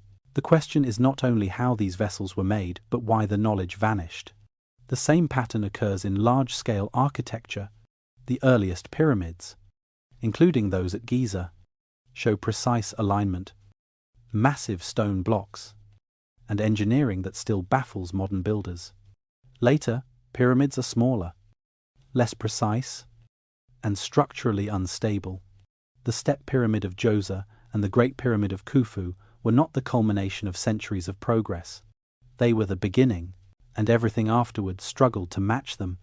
This inversion challenges the assumption that technological capability increases with time. It suggests that certain skills were inherited, not developed, and that, once inherited, they gradually decayed. In Mesopotamia, the earliest cylinder seals used to mark ownership and authority show exquisite miniature carvings with complex scenes, symmetry, and symbolic layering. Over time, the artistry becomes simpler, the depth and clarity diminish. Likewise, early bronze objects in regions like Anatolia and Iran display consistent alloy ratios and casting techniques that would later vary wildly. The consistency of early metallurgy suggests a refined knowledge base, one that did not improve, but eroded. In the Indus Valley, brickmaking shows a curious trend. The standard Harappan brick had a 1:4 ratio height, width, length, a proportion, ideal for strength and stability. This standard appears early and is maintained across a vast region. Yet, in later periods, the ratio breaks down. Bricks become irregular, proportions change, urban planning becomes less consistent. This shift has often been attributed to social collapse or decentralization, but it also implies a breakdown of technical memory. The people still knew how to build, but not why their ancestors had done it in a particular way. Even in textiles and ceramics, we see the same trend. Some of the earliest fabrics, based on impressions left in clay, show tight, complex weaves. Early pottery, especially from Neolithic China and the Americas, shows firing techniques that require precise temperature control and oxygen levels. In many cases, later pottery becomes more decorative, but less technically demanding. The functional excellence of the early period is replaced by artistic imitation, as if the understanding of materials and methods had weakened. These reversals raise difficult questions. Were early civilizations starting from zero, or were they inheriting a tool set from cultures whose names we do not know? If knowledge was passed down from a symbolic or ritual framework rather than a formal teaching system, it could be preserved through habit, without explanation. The mason carves a block a certain way because that is how he was taught. The artisan uses a specific ratio because it is tradition, but if the meaning behind the action is lost, the technique begins to erode. Eventually, it becomes an empty gesture or is abandoned entirely. This process is not unique to the ancient world. Even in modern times, traditional knowledge has been lost in just a few generations. Indigenous methods of navigation, healing, building, and farming have disappeared as elders died and oral chains broke. If we, with our books and digital archives, can lose knowledge so easily, how much more fragile must it have been for early civilizations? Some researchers propose that the early peaks in technology represent the last flickers of a much older system, one that existed before the known civilizations arose. This does not require mythical continents or forgotten empires. It requires only a recognition that humans lived symbolically long before they lived politically, that sacred techniques could be carried in ritual form across generations, that a temple or tool might preserve an ancient pattern even when its creators no longer fully understood it. The implications are profound.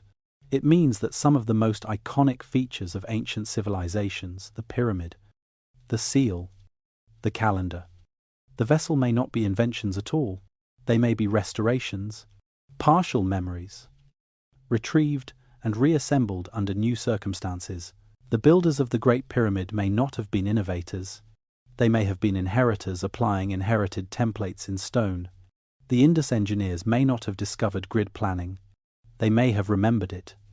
This model also explains why technological regression often follows social collapse. When a civilization falls, it does not merely lose wealth or population. It loses meaning. It loses the thread of its symbolic language. Without that thread, the rituals become hollow, the tools become confusing, and the techniques become harder to justify. Over time, even the most effective systems dissolve. In this light, the ancient world looks different. The earliest achievements are no longer surprising anomalies. They are the visible peaks of deeper mountains. And the decline that follows is not failure, it is forgetting. Not because people became less intelligent, but because memory is perishable. Civilization is not built on stone or clay. It is built on remembrance. And when remembrance breaks, even the strongest monuments begin to fade. Not all knowledge is lost to time by accident. Sometimes it is erased. Erased not by wind or flood, but by design, by human hands, institutions, and ideologies that choose what will be remembered and what must be forgotten. If memory is the foundation of civilization, then history is the architecture we build upon it. And just like any architecture, it can be altered, dismantled, or rebuilt. The rise of ancient civilizations was not only a triumph of organization and technology, it was also a triumph of curation, of controlling the past to shape the future. In this way, the earliest empires were not just political structures, they were empires of silence. In Egypt, as early as the Old Kingdom, we find inscriptions that speak of rituals already considered ancient. Priests maintained ceremonies they no longer fully understood. Symbols were used long after their original meaning had faded, and yet these traditions were performed with precision, not because they were useful, but because they were sacred. Over time, the distance between form and function widened. When dynasties changed, some rituals were preserved, others revised. Some gods were elevated, others erased. The city of Akhetaten, built by Pharaoh Akhenaten as a center for monotheistic worship, was abandoned after his death. His name was removed from monuments, his memory condemned. This was not the erosion of time, this was the enforcement of forgetting. In Mesopotamia, rulers frequently rewrote king lists to legitimize their power. When new cities rose, they reshaped history to place themselves at the center. Older records were destroyed, copied selectively, or edited. Temples kept archives, but access was controlled. Knowledge was power, and power always decides what knowledge is safe. Many of the tablets we now treasure were preserved not because they were revered, but because they were forgotten, baked by the fires of destroyed cities, accidentally hardened by conquest. Ironically, destruction often saved what control would have suppressed. In the Indus Valley, the silence is more complete. The script remains undeciphered. No royal inscriptions, no kingly boasts, no written myths have been found. Whether this is due to the loss of writing materials or the deliberate choice to decentralize memory, we cannot say. But the result is a civilization that left behind form without voice. Its seals, cities, and symbols endure, but their context is gone. What remains is an entire world we can see but not hear, a ghost of meaning, preserved in clay and brick, denied the words to explain itself.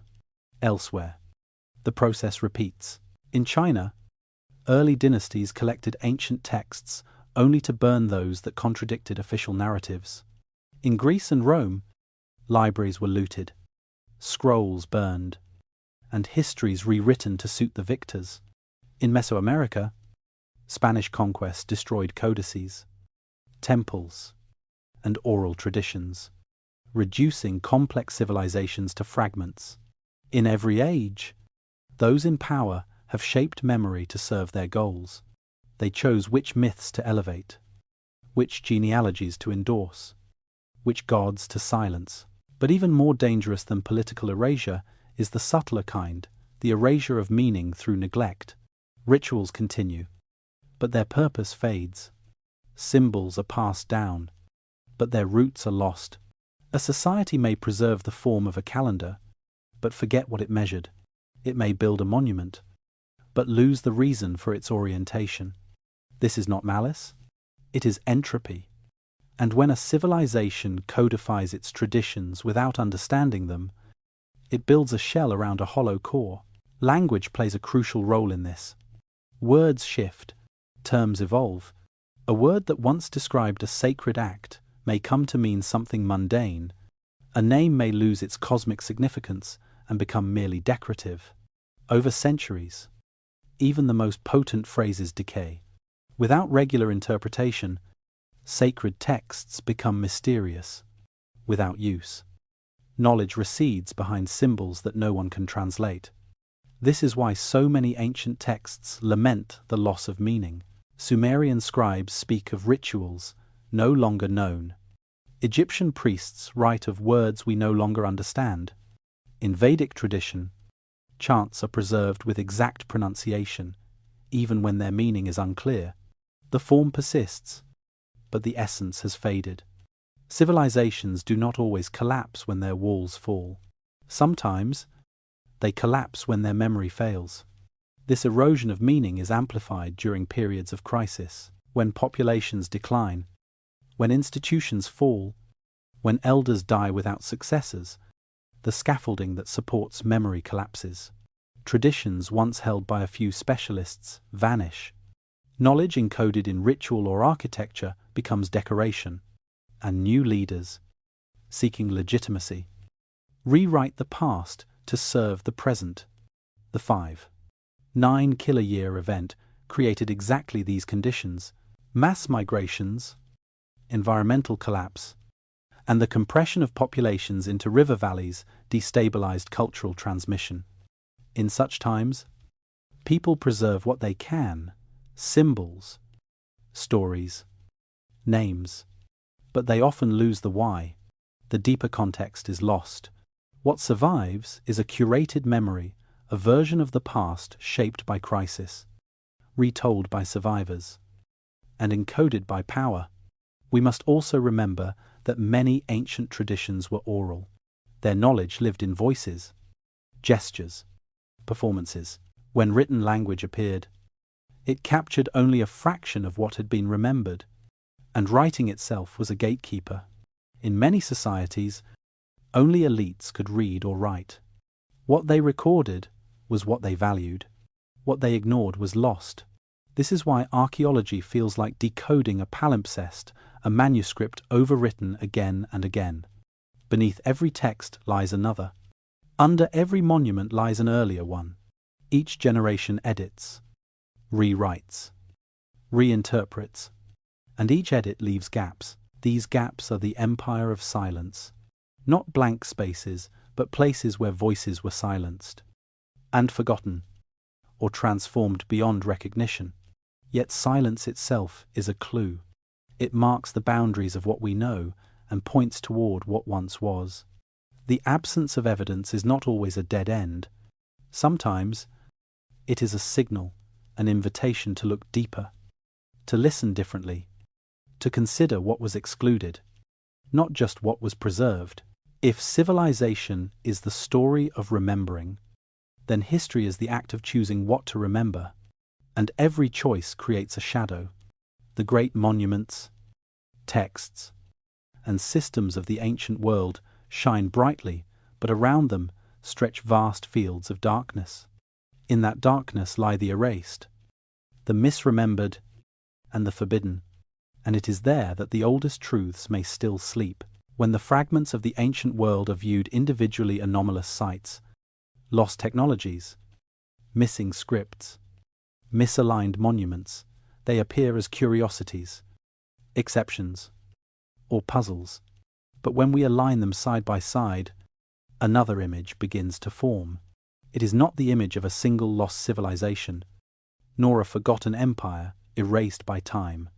It is the shape of a mirror, cracked, scattered, but still reflecting a pattern, a symbolic foundation that once stretched across cultures and continents, a world not built of cities and armies, but of shared memory, common rhythms, and sacred structures of thought, a world that broke but did not vanish. The earliest civilizations all tell similar stories. They speak of golden ages before their recorded history. They describe floods, cosmic ruptures, or times when the gods walked among men. They preserve rituals that align with stars no longer in their proper place.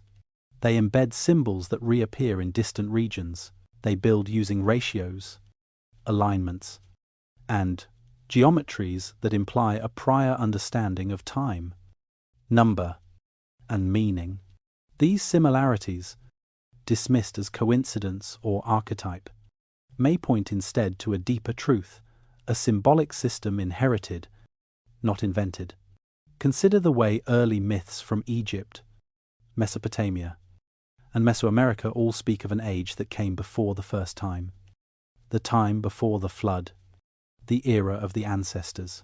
These myths are not local folklore, they are cosmologies, central to each culture's identity, and they are framed not as beginnings, but as restorations. The gods do not create civilization, they return it. The kings do not invent order, they re-establish it. This theme repeats across cultures and epochs, echoing the idea that memory, not innovation, was the driving force behind the earliest systems of rule and ritual. In architecture, the mirror becomes clearer. From the pyramids of Giza to the ziggurats of Mesopotamia, from the grid plans of Harappa to the solar-aligned temples of Malta and Peru, we find recurring patterns, monumental structures oriented to the cardinal points, measurements based on sacred ratios, designs reflecting cosmic order. These forms do not suggest a shared political system, but they do suggest a shared understanding of space and time, not identical, but similar enough to imply a common ancestry, or, at the very least, a common foundation of symbolic logic. The mirror also reflects in language. Though the scripts of Sumer, Egypt, the Indus Valley, and China are different, they emerge with sudden maturity. Rich in structure, each civilization developed writing suited to its language and worldview, yet all share the same strangeness: their scripts appear fully formed. Without visible stages of evolution, the symbols are consistent. The systems are coherent. The mirror does not show a single language, it shows a shared impulse to preserve meaning before it could vanish. Then there is astronomy. The sky, which has no borders, became the shared canvas of early civilizations. They aligned their temples to solstices and equinoxes, tracked Venus and Sirius, told stories of constellations in remarkably similar motifs: a bull, a hunter, a seven-star cluster, a serpent. These images cross oceans and millennia. They are painted on rocks, carved into temples, woven into myths. Some match star patterns from thousands of years earlier than the structures in which they appear. Precession. The slow wobble of Earth's axis shifts the sky's backdrop over time. To align a temple to a constellation's position from millennia past suggests either long observation or long memory. Even technologies reflect the broken mirror. The finest examples of stone carving, metallurgy, textile production, and urban planning often appear early in a civilization's timeline, only to decline in later periods. Techniques are preserved but no longer understood. Structures are maintained, but not improved. This pattern implies that civilizations began not by climbing from ignorance, but by retrieving fragments of prior knowledge, recombined under new conditions. All of these signs, the myths, the monuments, the measurements, the motifs, form a pattern that resists explanation by diffusion alone. There is little evidence that the builders of Stonehenge communicated with the priests of Karnak, or that the scribes of Sumer shared secrets with the seal makers of Mohenjo-Daro.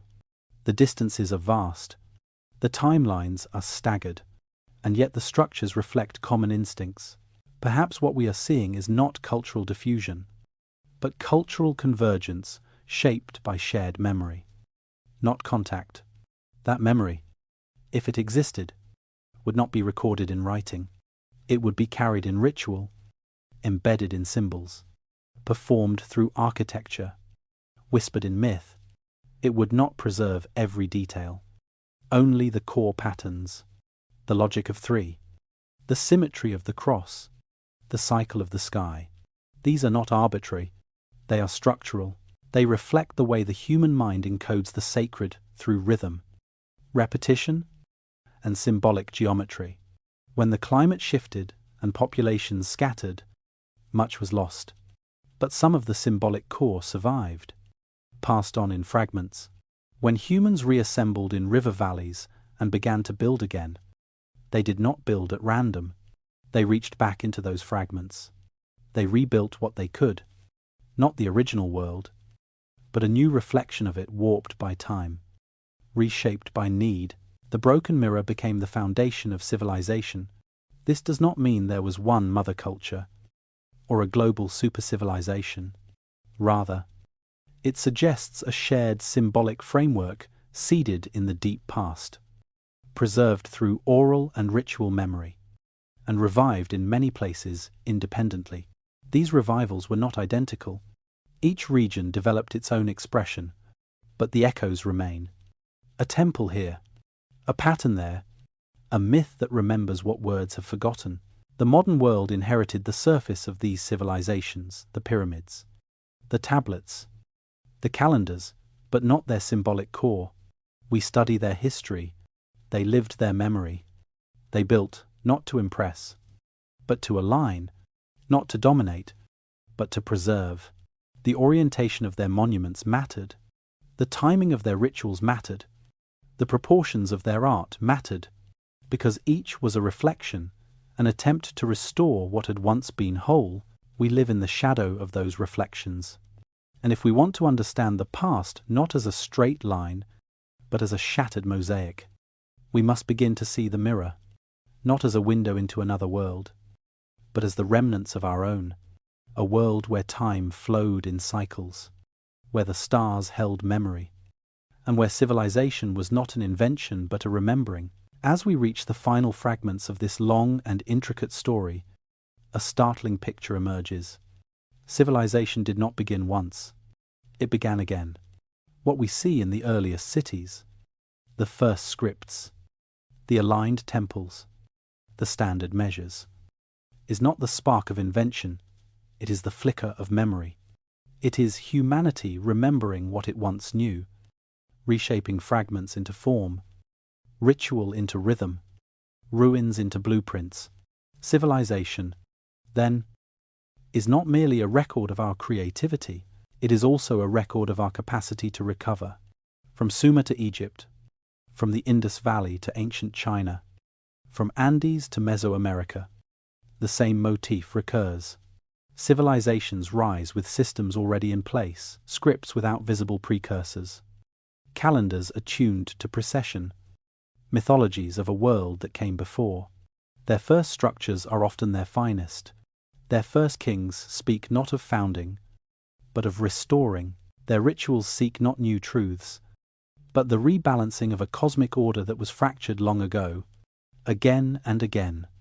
The story is not one of sudden creation, but of sudden recollection. These ancient cultures remembered not in detail, but in pattern.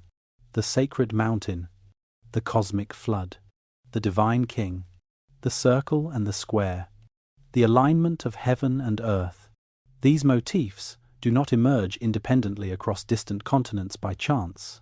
They emerge because they are echoes, reflections of a symbolic system that predates writing, predates kingship, predates cities. A system so deeply embedded in human consciousness that even when its language is lost, its shape remains. We have seen how the earliest temples align with skies that no longer match their era, how the oldest myths speak of gods who brought order after a great fall, how the first writing systems appear with maturity and then fade or simplify, how technologies show skill at the outset, then decline. These are not the signs of linear progress. They are signs of a world rebuilding itself after forgetting. And in every region, the same pattern plays out: familiar, haunting, unfinished. This does not require us to believe in a global civilization with advanced machines or impossible science. It requires only that we accept that knowledge is fragile and memory, even more so. When climate collapses, rivers vanish, and coastlines drown. People do not carry libraries, they carry rituals, songs, symbols, star stories. These become the seeds of the future not because they are complete, but because they are meaningful. And when the world stabilizes again, those seeds grow. The 5-9 kilo-year event was one such rupture. It scattered people, collapsed ecosystems, and forced cultures to merge. The civilizations that rose afterward, Uruk, early Egypt, Harappa, were not fresh starts. They were reorganizations of what had survived. The alignment of temples, the standardization of weights, the calendrical systems, the rituals of renewal all point to inherited memory. These were not experiments. They were reconstructions. This also explains why the earliest civilizations are so confident. They do not build modestly. They build monumentally. They do not write tentatively. They write with cosmic purpose. They do not guess at time. They measure it precisely. They are not beginning, they are rebuilding. And in rebuilding, they embed the memory of what came before into stone, into ceremony, into the very structure of society. That memory becomes law, myth, identity. But even these civilizations knew their memory was incomplete. The Sumerians lamented forgotten hymns. The Egyptians spoke of lost words and misunderstood rites. Chinese oracle bones mention ancestors whose names are older than the lineages recorded. The Maya wrote of past epochs, destroyed and reborn, everywhere. The ancient world speaks of something more ancient still, not myth, but memory half buried, half preserved. In this light, the true story of civilization is not a tale of ascent, but of return. The temples face the stars not to discover them, but to remember where they once stood. The kings reenact rituals not to gain power, but to restore order. The scribes record calendars not just to mark time, but to reconnect with cycles long known and nearly lost. Civilization is not born. It reawakens. This changes how we see ourselves. We are not merely descendants of inventors. We are descendants of rememberers. Our ancestors built cities. Yes, but they also preserved symbols whose meaning they could not fully explain. They recited myths that no longer matched the sky, but they recited them anyway. They built with precision they could barely justify. They honored alignments whose origins were forgotten, because they felt something had been lost, and in that feeling, they kept the fragments alive. Today, we stand on the edge of that same mystery. We excavate the past not just to know what happened, but to understand what was remembered, the missing prototypes, the sudden leaps, the shared motifs. They are not anomalies. They are evidence of a symbolic network that once wrapped around the globe. Fragile, but profound. Its pieces still linger in architecture, in myth, in the quiet repetition of patterns that feel older than history. If we accept this, we can begin to ask new questions. Not just when did civilization begin, but when did it begin again? Not what did ancient people create, but what did they carry? What did they rebuild? What did they preserve in stone because they could no longer hold it in memory? Civilization, then, is a process of recovering ourselves, of piecing together what time and trauma have fractured, of restoring not just knowledge, but meaning. And in that restoration, we glimpse a truth deeper than any single culture, a truth that echoes through temples, calendars, myths, and stars, a truth that suggests we are not alone, not just in space, but in time. We are part of a longer story, a story told in broken mirrors, a story of remembering,